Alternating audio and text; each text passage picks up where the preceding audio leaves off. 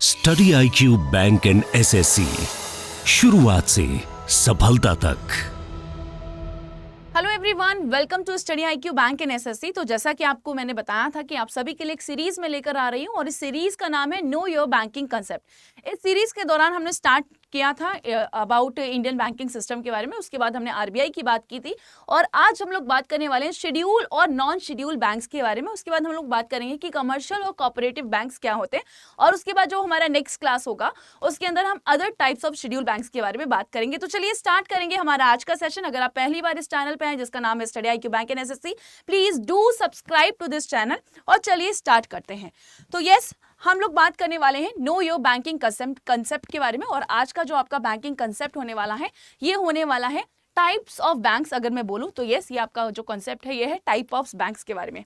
अभी हम लोगों ने लास्ट क्लास के अंदर बात की थी रिजर्व बैंक ऑफ इंडिया के बारे में। हमने देखा था कि जो रिजर्व बैंक ऑफ इंडिया है ये हमारा सेंट्रल बैंक है। इसके लिए एक एक्ट आता है 1934 में और 1935 में इसको स्टैब्लिश किया जाता है। इसको नेशनलाइज किया जाता है 1949 में। इनिशियली इसका जो हेडक्वार्टर होता है वो कोलकाता में होता है, लेटर ऑन जो है इसका हेडक्वार्टर जो है वो मुंबई में शिफ्ट किया जाता है। रिजर्व बैंक ऑफ इंडिया के अकॉर्डिंग जो बैंक्स हैं ये दो टाइप में डिवाइडेड है। एक होते हैं शेड्यूल्ड बैंक, एक होते हैं नॉन शेड्यूल्ड बैंक। तो यहाँ पे हम बात करेंगे कि शेड्यूल्ड बैंक और नॉन शेड्यूल्ड बैंक कौन से होते हैं। तो चलिए स्टार्ट करेंगे, आगे बात करते हैं the banks in Indian banking system. तो जब हम इंडियन बैंकिंग सिस्टम की बात करेंगे तो हमारे यहाँ पे जो बैंक्स हैं इनको दो कैटेगरीज में कैटेगराइज किया जाता है, शेड्यूल्ड बैंक्स और नॉन शेड्यूल्ड बैंक्स से। शेड्यूल्ड बैंक वो होते हैं जो कि शेड्यूल 2 में लिस्टेड है। RBI का जो एक्ट आता है 1934 वाला, इसमें जो शेड्यूल 2 है इसके अंदर जो बैंक्स लिस्टेड हैं हम उन्हीं को बोलते हैं शेड्यूल बैंक। जो बैंक इसके अंदर लिस्टेड नहीं है वो होते हैं non schedule bank. Non schedule bank की अगर हम बात करें तो बाय डेफिनेशन ये वो बैंक्स होते हैं that do not adhere to the RBI's regulation. तो यस, इनके ऊपर RBI के जो रेगुलेशन के ये अगर हम बात करें तो इनके ऊपर ये जो है लागू नहीं है। दे आर नॉट मेंशन, ठीक है। तो यस, इनके बारे में शेड्यूल सेकंड शेड्यूल जो RBI एक्ट है उसमें मेंशन नहीं है, वो होते हैं नॉन शेड्यूल बैंक्स। यहाँ पे हम बात करेंगे तो सबसे पहले अगर मैं आपको मैप पे लेकर चलूं तो हमने यहाँ पे ये दो क्लासिफिकेशन तो देख ही लिया। तो इनके बारे में RBI एक्ट में मेंशन है, इनके बारे में RBI एक्ट में मेंशन नहीं है। ये RBI के जो RBI के रेगुलेशंस के अंदर आते हैं, ये RBI के रेगुलेशंस के अंदर नहीं आते हैं। बट यहीं पे अगर हम शेड्यूल बैंक्स की बात करें तो they are further classified into the two categories. एक है कमर्शियल बैंक्स और दूसरे हैं कोऑपरेटिव्स बैंक। और उसके बाद जब हम कमर्शियल बैंक्स की बात करेंगे तो हम देखेंगे कि कमर्शियल बैंक्स होते हैं कौन कौन से, public sector banks, private sector banks, foreign banks and regional rural banks. ये वाला जो पार्ट है ये हम नेक्स्ट क्लास में करेंगे। आज हम थोड़ा इतना ही पार्ट जो है कवर करने की कोशिश करेंगे। तो यस, हमारा जो फर्स्ट पार्ट है ये कवर हो चुका है। नेक्स्ट हम लोग बात करेंगे कमर्शियल बैंक्स के बारे में और कोऑपरेटिव बैंक्स के बारे में। तो कमर्शियल बैंक ये वो फाइनेंशियल इंस्टीट्यूशन होते हैं जो कि कस्टमर्स को सर्विसेज प्रोवाइड करते हैं। और कौन कौन सी सर्विसेज प्रोवाइड करते हैं ये, जैसे कि लोन देना, cheques, certificates, deposit, savings, current bank accounts, ये सारी सर्विसेज जो बैंक्स हमें प्रोवाइड करते हैं हम उनको बोलते हैं कमर्शियल बैंक्स। तो यहाँ पे लिखा हुआ है commercial banks is a financial institution that provides its customers with a banking services. तो अपने कस्टमर्स को बहुत सारी बैंकिंग सर्विसेज प्रोवाइड करते हैं।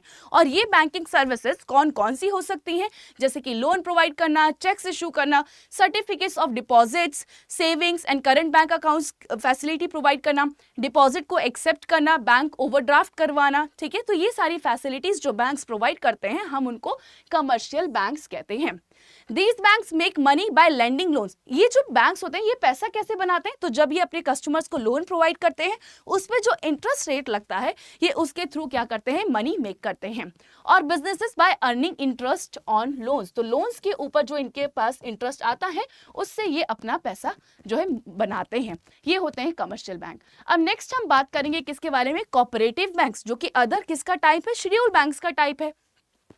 कोऑपरेटिव बैंक्स कौन से होते हैं, तो कोऑपरेटिव बैंक्स हम उनको बोलते हैं, ये वो फाइनेंशियल इंस्टीट्यूशन होते हैं बैंकिंग सिस्टम के अंदर इंडिया के जिनको ऑपरेट किया जाता है, ठीक है, कौन से प्रिंसिपल्स के बेसिस पे, mutual benefit for their members. तो आपस में जो मेंबर्स इनको खोलते हैं वही इसके कस्टमर्स होते हैं और वही इसके मेंबर होते हैं, उनको बोला जाता है कोऑपरेटिव बैंक्स। तो यहाँ पे लिखा हुआ है cooperative banks refer to those financial institution under the banking system in India that operates on the principle of cooperation. तो आपस में जो कॉपरेशन का प्रिंसिपल है ये इसको फॉलो करते हैं और यहाँ पे आपको एक दूसरे के लिए म्यूचुअल बेनिफिट्स जो है देखने को मिलेंगे for the members of the cooperative banks.